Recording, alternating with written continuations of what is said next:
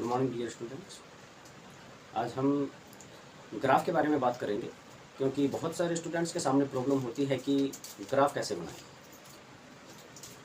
+2 classes के बच्चे हैं, LPP लीनियर प्रोग्रामिंग प्रॉब्लम्स, इस तरह की कुछ समीकरण हैं जिन्हें सॉल्व करना पड़ता है ग्राफिकल मेथड से। और 11th क्लास में भी लीनियर इनइक्वालिटीज़ आती हैं। 10th क्लास में सेकंड चैप्टर आ जाता है, थर्ड चैप्टर आ जाता है आपका दो चर वाले रैखिक समीकरण, linear equations of 2 variables. Class 9th में भी चैप्टर आ जाता है linear equation of 2 variable but 1 equation. तो इस तरीके से सभी क्लासेस में ग्राफ वाले कोई ना कोई चैप्टर हैं, और बच्चों के सामने प्रॉब्लम आती है कि जब वो ग्राफ बनाते हैं तो उतना क्लैरिटी के साथ, उतना एक्सिस वाई एक्सिस को ध्यान में रखते हुए पॉइंट्स को करेक्ट पॉइंट पर कैसे रिप्रेजेंट करें, कैसे उसको शो करें, ये रिप्रेजेंटेशन बच्चे नहीं सीख पाते हैं। और उसी की वजह से उनके ग्राफिकल मेथड में या तो एक्स एक्सिस और वाई एक्सिस की जो वैल्यूज़ है वो करेक्ट नहीं आ पाती हैं। एक समस्या ये होती है बच्चों के सामने। दूसरी समस्या आती है कि उनके मार्क्स, क्योंकि वो उतने साफ़ सुथरे नहीं बना पाते हैं। एक्यूरेट पॉइंट को सही पॉइंट पर एडजस्ट करके शो करना वो भी बच्चों को नहीं आता, उसकी वजह से उनके मार्क्स कटते हैं। तो इस वीडियो में हम देखेंगे कि ग्राफ कैसे बने। ये सभी क्लासेस के लिए हेल्पफुल है और आशा करता हूँ कि आप सभी इसका फ़ायदा उठाएंगे। आइए देखते हैं। देखिए प्यारे बच्चों, एक्सरसाइज 3.2 इसका पहला क्वेश्चन है आपका। कक्षा 10 के 10 विद्यार्थियों ने गणित की पहली प्रतियोगिता में भाग लिया। कितने विद्यार्थियों ने? 10।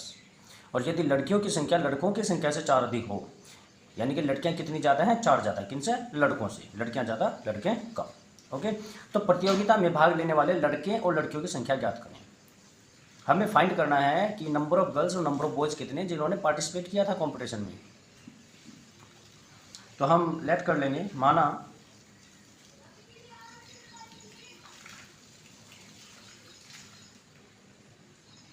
लड़कियों की संख्या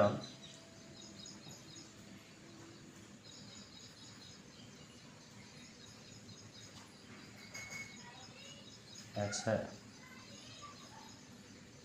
तथा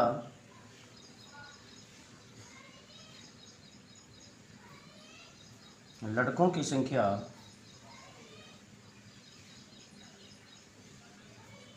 y है।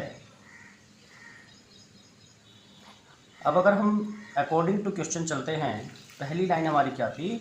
कक्षा 10 के 10 विद्यार्थियों ने गणित की पहली प्रतियोगिता में भाग लिया, यानी कि लड़कियां और लड़के मिलाकर 10 हैं। तो क्यों ना हम ये लिख दें कि x + y = 10, क्योंकि लड़कियां x है और लड़के y, और मिलाकर कितने हैं? 10 है। तो इसका नाम हम रखते हैं इक्वेशन फर्स्ट, इक्वेशन समीकरण नंबर 1। नंबर 2, यदि लड़कियों की संख्या लड़कों से 4 अधिक है। तो हम दोबारा से फिर से दूसरी लाइन पढ़ी हमने, और हमने देखा कि लड़कियों की संख्या लड़कों से 4 अधिक है। तो इक्वेशन ऐसी कंडीशन में बनाने के लिए हमेशा पहले इन दोनों को बराबर रखना चाहिए, x को और y को बराबर रखना चाहिए। हम जानते हैं, ऊपर मान चुके कि x कौन है? लड़कियां हैं, और y कौन है? लड़के हैं। और लड़कियां ज़्यादा हैं और कम कौन है? लड़के। तो इसलिए हम इसमें +4 करेंगे, क्योंकि सवाल में क्या कहे? 4 अधिक, 4 मोर। जब कहेगा 4 अधिक तो समझ लो प्लस, इंग्लिश में कहेगा मोर। अगर कहेगा 4 कम यानी कि माइनस, फिर हम -4 करते हैं। जैसे हिंदी में कहेगा लेस, तो ये आपने ध्यान रखना है। और किस में करना है प्लस या माइनस? जो छोटे वाला है, कम वाला है। और कम कौन है? लड़कों की संख्या, इसलिए। अब इक्वेशन सेकंड को भी साधारण बनाने के लिए ये लेफ्ट साइड होती है बराबर से, और ये होती है राइट। एक्स वाई वाले हमेशा हम लेफ्ट में रखते हैं, तो x ये प्लस वाई इधर आकर -y हो जाएंगे, तो यहाँ बचेगा ओनली 4। ये आ गई आपकी इक्वेशन सेकंड।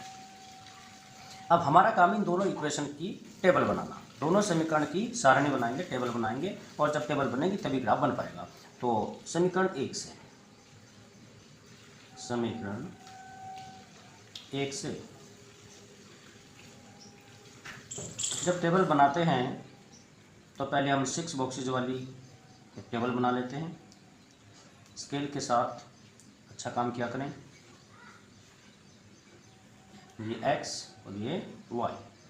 जब हम x को 0 रखें, हमने इक्वेशन को लिख लेना है, इक्वेशन फर्स्ट को x + y = 10।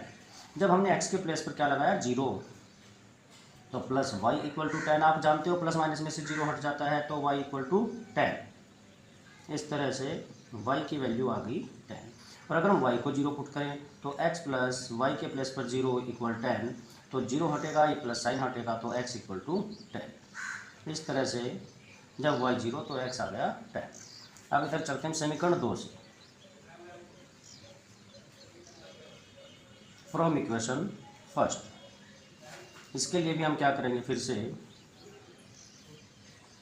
6 बॉक्सेज वाली एक लाइन बनाएंगे, ये रही, और ये x और ये y, और इक्वेशन सेकंड को हम लिखेंगे x minus y equal to 4। और यहाँ पर भी हम ऐसे पुट करेंगे, एक बार x को 0 पुट करें तो x के प्लेस पर 0 माइनस वाई इक्वल 4, 0 हटेगा तो माइनस वाई बचेगा इक्वल में 4, और ये माइनस उधर लग जाता है, राइट साइड में चला जाएगा तो -4।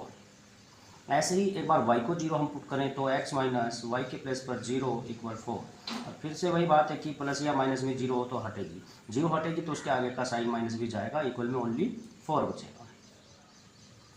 इस तरह से हमने देखा कि x की वैल्यू आ गई 4। तो दोनों टेबल बनकर तैयार हो गई है।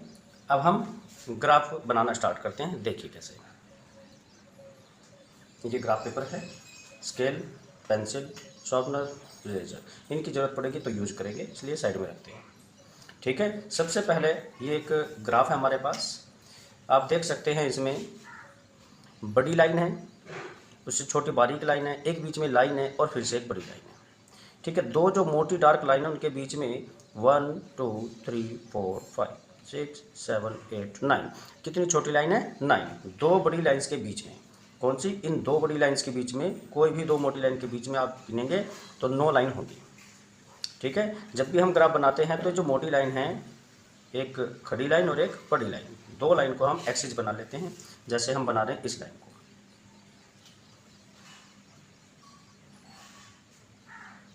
इस लाइन के ऊपर हम ड्रॉ करेंगे। ठीक है, ये कितनी लंबी लाइन खींचनी है, इससे हमें खुद ही आइडिया लेना है कि हमारी वैल्यूज़ कितनी होंगी टेबल में। ठीक है, ऐसे ही एक बड़ी हुई लाइन बीच में ले लेते हैं, लगभग इस लाइन के बीच में, इस लाइन के लगभग बीच में, जैसे कि यहाँ इसके बीच में हमने लाइन ड्रॉ कर दी।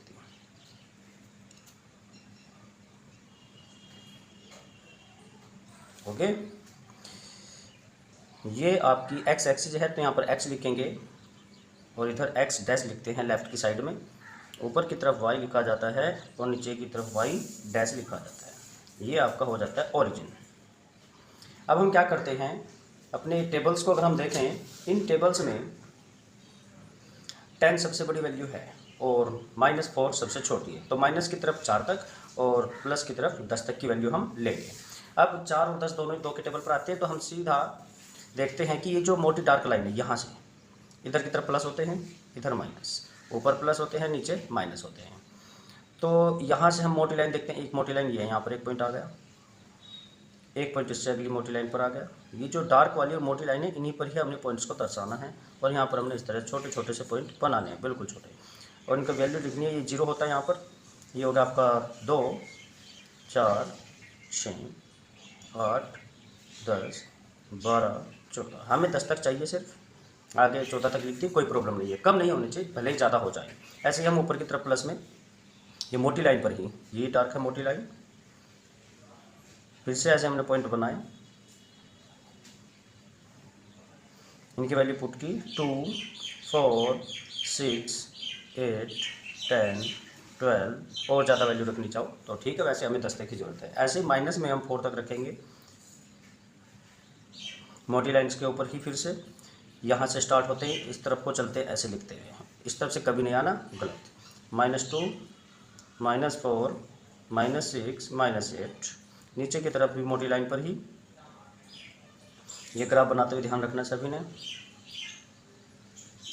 चलिए, ये पॉइंट्स दर्शाने के बाद अब हम स्टार्ट करते हैं पहली टेबल के लिए। पहली लाइन, पहली टेबल देखिए क्या है, जब x 0 तो y 10, x 0 यहीं पर होता है और y भी 0 यहीं पर ही होता है। जब x 0 तो y क्या है 10, y वाली लाइन ये है, y वाली लाइन पर 10 ये है, तो हम इस पॉइंट के ऊपर एक सर्कल डालते हैं। ओके, आगे फिर हम टेबल में देखते हैं, जब y के सामने 0 था तो x के सामने 10, यानी कि जब y 0 तो x 10। जब y 0 तो x वाली लाइन पर 10 प्लस का ये है, यहाँ पॉइंट है तो इसके ऊपर एक सर्कल डाल देंगे और अब हम स्केल लेंगे और इन दोनों पॉइंट्स को, ये जो अंदर वाले पॉइंट्स है, सर्कल नहीं, अंदर जो हमने पॉइंट बनाए हैं बारीक, उन पॉइंट्स को मिलाना है, बिल्कुल पॉइंट टू पॉइंट मिलना चाहिए, बिल्कुल कॉर्नर पे जाना चाहिए, ऐसे मिलते हैं बिल्कुल ठीक उन्हीं पॉइंट के ऊपर से। बिल्कुल थोड़ा भी आगे पीछे गया तो मिस्टेक हो जाएगी, आपकी लाइंस करेक्ट नहीं जाएंगी। और यहाँ पर लिख देंगे इक्वेशन फर्स्ट। अब हम बात कर रहे हैं, जब x 0 तो y -4, जब x 0 तो y -4, ये रही y की लाइन -4, यहाँ पर एक सर्कल डाल दिया हमने, और जब y 0 तो x है +4, तो x +4 ये रहा। इन दोनों को मिलाते हुए भी पॉइंट टू पॉइंट हम एक लाइन ड्रॉ करें।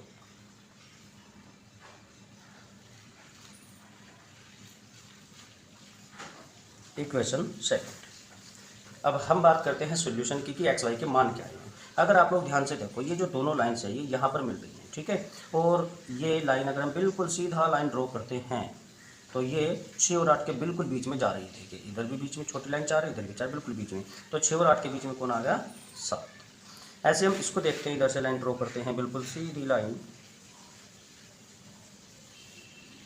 तो वो भी करेक्ट पॉइंट पर जा रही है, 2 और 4 के बिल्कुल बीच में जा रही है, जहाँ पर वैल्यू मिलने वाली हमें 3, 2 और 4 के बीच में 3। तो इस तरह से हमारे आंसर आ गए x = 7 एंड y = 3। तो स्टूडेंट्स, इस तरह से हम कोई भी ग्राफ ड्रॉ कर सकते हैं। आशा करता हूँ आपको समझ आया होगा। Thank you.